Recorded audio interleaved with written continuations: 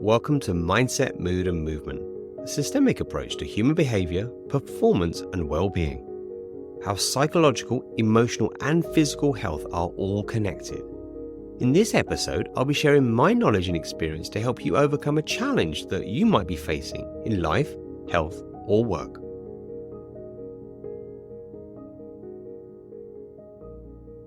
Is your busyness likely to lead to burnout? That's a high chance. There are statistics all over the place, and some of them are really scary. One I was reading from the University of California suggested that 50% of entrepreneurs face burnout. Now that's worrying. There's a whole other set of stats from GetNooks here, which I was looking at. Percent of small business owners report feeling constantly stressed by their work, and that's according to a QuickBooks study, the accounting platform. 41% of entrepreneurs report higher levels of anxiety, which can be a result of burnout, and that was according to a study by the University of San Francisco. I won't go on with the numbers. I will go on with the reality that I see, certainly working with clients in the coaching arena. Now, stress seems to be this kind of regular thing now, right? We're all busy. There's a lot to do. And it's both true and not true. So we need to be really careful of what truths we tell ourselves. I had a guy come to me and he was a super intelligent, high-level exec, and he had been basically diagnosed with burnout by his GP. And he came to me, he'd been in a little bit of recovery for a while, and he wanted to get back on his feet, back into his workplace and back to life. And I asked him some really fundamental questions, and I was like, okay, tell me a little about your working format.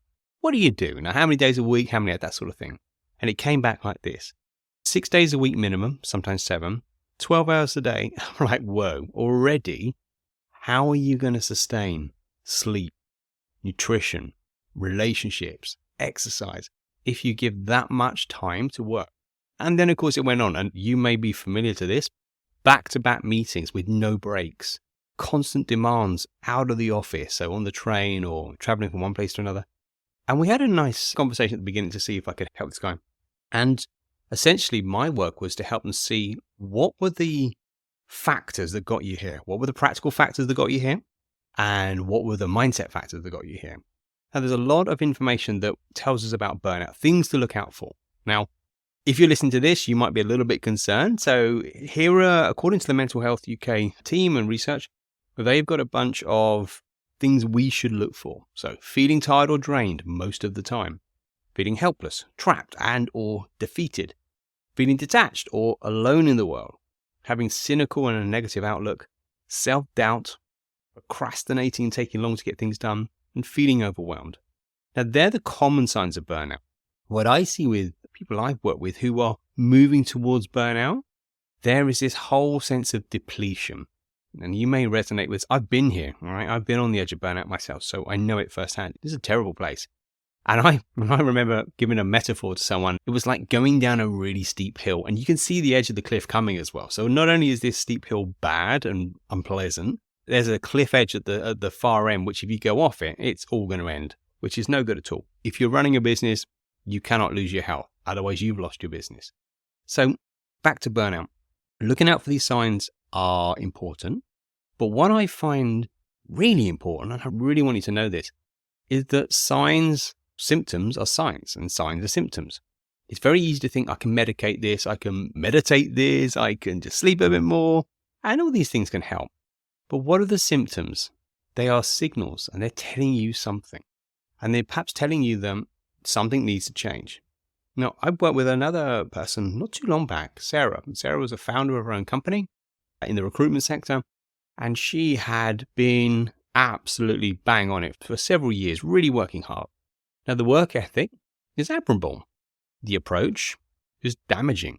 So we need to be very careful of this. And Sarah got to the point where she was just fried, basically, and just had to stop the business, had to stop working. She was a mom. She had a relationship. So it's a really big effect on everyone and everything. And what I found with working with these individuals, plus people who are moving towards high stress, there are certain things that we can do to make a significant difference. The first thing is to recognize the signs and symptoms rather than put your head in the sand, as the expression goes, is to name it and call it out and probably speak to someone close to you, like a partner or a friend, and and simply speak of it so we don't bury it. The first place of a change is acknowledgement. So you need to acknowledge it. This is the first step. Then the second, and this is a practical tool, and I use this all the time, and this is super, super helpful. So I want you to work with this. This is the what. This is the what tool. So what is causing me high stress, chronic stress, or perhaps on that slippery slope to burnout? So if you have a pen and paper, or you have a Miro board or a digital screen, drop a line down the middle. On one side, you put the word drain, as in DRAIN, and the other word sustain. And what I'd like you to do, you may not have time while you listen to this, but do it after. Write down everything that drained you on that left side. So for me, it might look like a lot of emails and admin and stuff, and maybe I should give it to the VA. Whatever the things that drain you, lack of sleep, disrupted sleep, I have an autoimmune condition, so health factors. What is it that drains your energy? What takes away from you? Get it all down. Now, every one of us is different. For a lot of people, there are money worries. There are pressures. There's time deadlines. Get them down. Understand what drains your energy and create stress and adds to the burden. And when you've got that clear, then look at what sustains you. So this could be a relationship, children, exercise, fun, laughter, daylight, some of the most obvious things. But look at what sustains you. So you have this really quite clear contrast between the things that drain you and the things that sustain you. Now, it doesn't take a psychologist to tell you this, but you want to reduce the amount of drain and increase the amount of sustain. This is super, super easy to do. And sometimes the sheer act of naming and identifying has helped so many people I've worked with. So start with that. That's the what. So that's a great tool to work with. Then let's go deeper into the why. This is something which comes up for a lot of the people I coach. So founders, business owners, sometimes high-level execs. But this is the why question, the meaning question, and the fear-facing question. So how come you're working so hard? Question. Yeah. Why are you doing 12-hour days, 6-day weeks? Whatever it is. Now, normally our lovely brain comes out with some justifications. They're called cognitive biases and they confirm our worldview. But we will need to get underneath that. So for example, so many people say, I've got to grow the business. I need to make sure revenue's coming in. They're all credible things that we need to do. But there's a distinction between knowing the facts and having a highly charged emotion and meaning connected to them. And what I find with high achievers is often that there's a huge investment of one's ego and one's sense of self in the business. Trying to be a success versus looking at the percentage growth of your business. Very different things. And this meaning-making part, this emotionally led part, thing that will push you, probably unconsciously, into driving too hard, overworking, overstressing, this needs uncovering. So I'm looking for meaning and generally toxic beliefs. Figure out, what are you afraid of? Why are you working so hard? And be careful of not giving it the old justification. Well, I've got to do this, got to do that. Why are you doing it? Because if you compromise your health, you compromise everything. You are number one. You're the business. You are the business. So look at that and be honest with yourself, but be gentle as well. This isn't a state of how do you judge oneself. This is a state of self-awareness to understand, what am I doing? So that takes us into the why tool. Why might I be getting towards burnout? Why am I doing these long hours? What's really driving me? And we want to change toxic drivers for healthy drivers. So there's a difference between I'm working really hard to grow my business versus I'm working the right amount with absolute focus because my business makes a big impact on people's lives. One can drive you into the burnout state and one can drive you forwards into a healthy state. So there we are. That's the why. And the third tool I'd love to share with you is the how. Now, many people, including myself, spend way too much time thinking. And we're in our heads and we're conceptualizing and we're worrying and ruminating. And boy, oh boy, I have a mind that could be so active. I could have probably 300 thoughts within 10 seconds. So I get it. I know what a busy mind is. That's why I do the work I do to calm it. But if we're in our heads all the time, if we are in thought and abstraction and worry, we are not embodied. We probably are, and we're having stress in our body, but we're not connected to our body. So regular listeners, you'll know what I'm probably going to say. My new listeners, you need to get into your body. Exercise, it's a non-negotiable. You don't need to be an athlete today. But if you are sedentary, a knowledge worker, high levels of stress, and you are not physically processing that through some form of movement, there is your opportunity to shift this. Now, walking, obvious. Daylight, movement, process. Physical strength training, brilliant, because it works on the musculature and the metabolic system. Dancing, walking, running, skiing, whatever your thing is, what can you do that is embodied? And what can you do on a regular, and I would say daily basis, not just a quick session once a week. What can you do every day?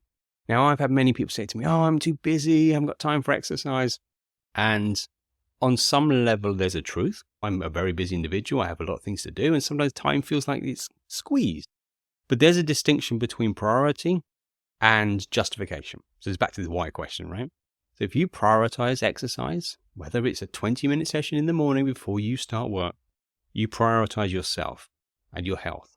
If you do not, if you prioritize dopamine charging your brain with emails first thing, you're prioritizing someone else is ruling your life. So you get to choose. And it's really, really important. And the better you are physically, the more connected you are physically, the healthier you are. Your stress tolerance levels go up.